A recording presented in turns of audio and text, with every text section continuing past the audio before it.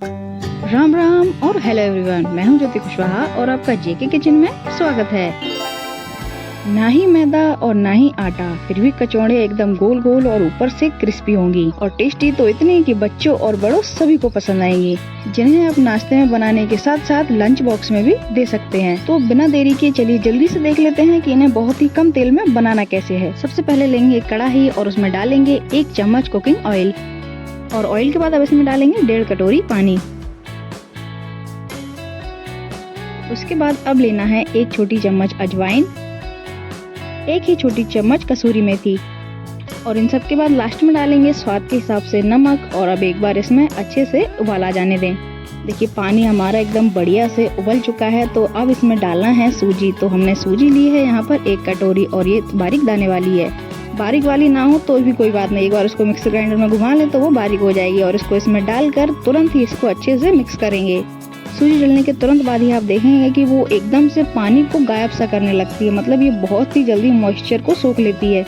इसलिए अब इसे एकदम फटाफट से मिक्स करते जाना है। और हाँ, हमने यहाँ पर गैस की फ्लेम को रखा है स्लो टू मीडियम पर, जिससे कि जो सूजी है वो तले में चिपके भी नहीं और ये अच्छे से मिक्स भी होती जाए।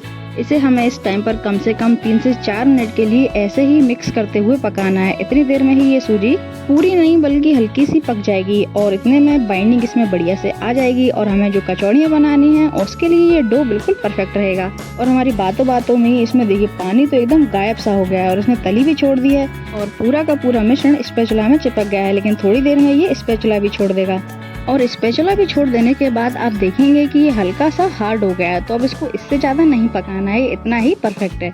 अब इसको इसमें से दूसरे बर्तन में ट्रांसफर करके ढक कर रखेंगे, जिससे हल्का सा ठंडा भी हो जाए और ऊपर से सूखे भी ना। अब देखिए बात चाहे कचौड़ी की ले लो या फिर समोसे की ले लो, जब तक उसकी फिलिंग एकदम चटाकेदार एकदम बढ़िया सी ना हो ना, तब तक वो खाने का मजा ही नहीं आता है। तो चलिए अब तैयार कर लेते हैं वही चटाकेदार और मस्त वाली फिलिंग, जिसके लिए कढ़ाई में लेंगे 3 से 4 चम्मच कुकिंग ऑयल। तेल हल्का सा गर्म हो जाए उसके बाद अब डालेंगे इसमें आधा चम्मच जीरा, आधा चम्मच सौंफ और आधी चम्मच ही लेंगे सफेद वाली तिल। तिल आप इसमें जरूर डालें और 1 चुटकी के करीब डालेंगे हींग।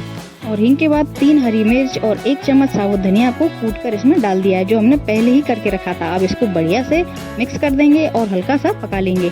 अब साबुत मसाले में तो हमने सिर्फ यही चीजें ली हैं और इन्हीं से ही टेस्ट बहुत ही गजब का आता है। सूखे मसाले भी बस कुछ ही चाहिए, ज्यादा मसालों का इसमें कुछ काम ही नहीं है। बस आप वीडियो में बने रहिए, देखिए और एंजॉय करते रहिए। साबुत मसाले हल्के से पक गए हैं। अब हमने लिए थे 4 से 5 उबले हुए आलू, जिन्हें अच्छे से मैश कर लिया था। और अब इसमें डालना है वही हमारे सादा सिंपल से मसाले जिनसे टेस्ट आएगा, जिसमें हमने ली है 1 छोटी चम्मच कसूरी मेथी। और पहले अब इन दोनों को ही डालकर अच्छे से मिला लेते हैं, क्योंकि जो हमने साबुत मसाले हल्के से पकाए हैं वो ओवर कुक हो जाते, तो इन्हें पहले इस तरह से ही अच्छे से मिला लेते हैं। अब देखिए कलर की बात करें तो जो मैदा वाली कचौड़ी रहती है उसमें कलर हल्का सा पीला सा रहता है, लेकिन इसमें ऐसा नहीं होगा। इसमें कलर थोड़ा सा डिफरेंट रहेगा, ऊपर वाली लेयर का नहीं, अंदर वाली फिलिंग का। अब सूखे मसालों में लेना है 1 छोटी चम्मच लाल मिर्च पाउडर, 1 छोटी चम्मच धनिया पाउडर और छोटी चम्मच से ही 2 चम्मच लेना है आमचूर पाउडर। अब स्वाद के हिसाब से नमक डाल देंगे।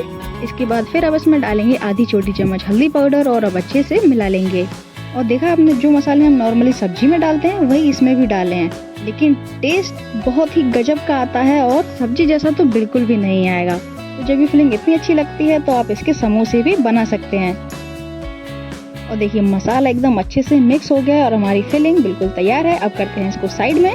अब जिससे ऊपर की लेयर बनानी है वो तो देख लें, तो सूजी देख लेते हैं। देखिए अभी हल्की सी ठंडी हो गई है, तो अब इसे एक बार हाथों से बढ़िया से मसल कर एक सा कर लेंगे। अगर ये आपके हाथों में ज्यादा चिपके तो 1 चम्मच तेल लगाकर फिर अच्छे से मिलाएं। अब क्योंकि हमने इसे बनाने में अजवाइन भी डाली है, कसूरी मेथी भी डाली है, तो ऊपर से देखने में ये बिल्कुल मैदा जैसी ही लगती है। और देखिए सूजी भी बढ़िया से मिला ली है। तो अब इसकी छोटी छोटी लोइयां तोड़ लेते हैं, लेकिन अब इसको हमें बेलना नहीं है। बेलने के बदले हम क्या करेंगे ना कि हाथों में ही थोड़ा सा ये डो लेकर बढ़िया से गोल करेंगे और इस तरह से उंगलियों की मदद से इसको चपटा करते जाएंगे, मतलब एक छोटी सी पूरी बना लेंगे। और देखिए इसे हमें ना तो ज्यादा मोटा रखना है और ना ही ज्यादा पतला, क्योंकि पतला रखा तो ये बनाते टाइम ही फट जाएगी और मोटा रखा तो पकने में ज्यादा टाइम लेगी। तो बस इस तरह से इसे बनाकर इसमें अब थोड़ी सी फिलिंग डाल लेते हैं। तो वही हमारा मसाला तैयार था। इसमें से ही थोड़ा सा मसाला लेकर इसके बीच में रखेंगे। देखिए फिलिंग बीच में कम नहीं पड़नी चाहिए, बल्कि हल्की सी थोड़ी ज्यादा भी हो जाए तो भी चलेगा, क्योंकि नहीं तो बनते टाइम ही पिचक जाएगी। तो फिलिंग के बाद अब इसे साइड से इस तरह से मोड़ कर बीच में इकट्ठा करते हुए बिल्कुल हल्के हाथों से इसे बढ़िया से गोल कर लेंगे। ये टेस्ट में तो अच्छी है ही और देखने में भी अच्छी लगती है, तो बच्चों को ये देखने में और खाने में दोनों में पसंद आएगी। तो आप इसको बच्चों को लंच बॉक्स में भी दे सकते हैं। बस अगर कहीं टाइम ज़्यादा लगता है तो वो लगता है आलू को पकाने में। तो आप एक काम करें, जब भी इसे बनाएं तो पहले आलू को ही उबलने के लिए रख दें। उसके बाद फिर सूजी वाला डो बनाने में तो फिर कितना टाइम लगता है, वो झटपट ही हो ही जाता है जल्दी जल्दी। और देखिए हमने इस तरह से बढ़िया से पहली कचौड़ी को शेप दे दिया है। इसी तरह से बाकी की सारी कचौड़ियों को वो पहले ही बना कर रख लेंगे।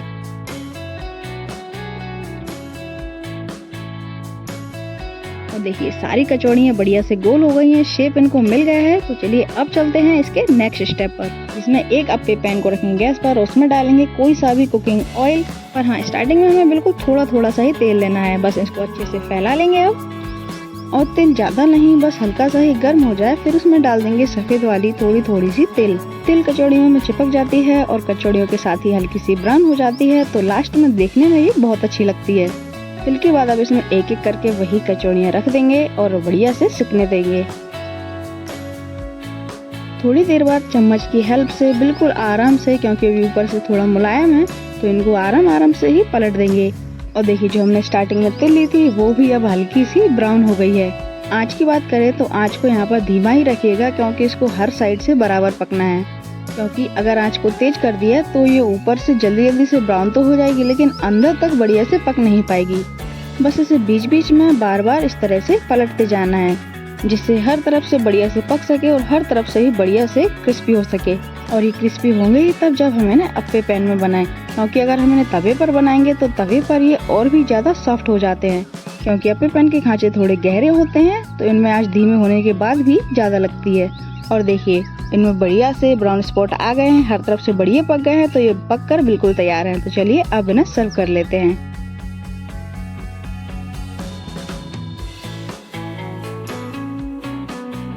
और देखिए ये देखने में ही कितने बढ़िया लग रहे हैं। बारिश का मौसम चल रहा है, तो इस बारिश के मौसम में गर्मा गर्म ही ये सूजी वाली बढ़िया सी हेल्थी कचौड़ियाँ बनाइए, चाय या फिर रायता के साथ सर्व कीजिए और एंजॉय कीजिए। इन्हें बनाना बहुत आसान है, हाँ, पर ज़्यादा नहीं, थोड़ी जल्दी तो बन ही जाते हैं। तो आप इन्हें लंच बॉक्स में भी दे सकते हैं। सूजी की कचौड़ी की ये रेसिपी आपको कैसी लगी कमेंट करके जरूर बताइएगा। रेसिपी आपको ज़रा भी पसंद आई हो तो वीडियो को एक लाइक और शेयर जरूर कीजिए, जिससे मुझे और भी अच्छा खाना बनाने के लिए मोटिवेशन मिल सके। और अब जल्दी से जीके किचन को सब्सक्राइब करके बेल आइकन को दबा दीजिए, जिससे आने वाली सभी वीडियोस की नोटिफिकेशन आप तक सबसे पहले पहुंच सकें। इन्हें बनाते टाइम कुछ बातें ध्यान रखिएगा, जैसे सूजी की डो की जो हम पूरियाँ बनाते हैं वो ज़्यादा ना मोटी हो ना ज़्यादा पतली हो। और याद है ना, स्टफिंग कम ना हो, थोड़ी सी ज़्यादा भले ही हो जाए। और अगर इन्हें रोटी वाले तवे पर बनाएं तो हल्की सी सॉफ्ट होंगी, और अप्पे पैन में बनाएं तो ऊपर से क्रिस्पी होंगी। तो मिलते हैं जल्दी नई वीडियो में किसी नई रेसिपी के साथ, तब तक के लिए राम राम।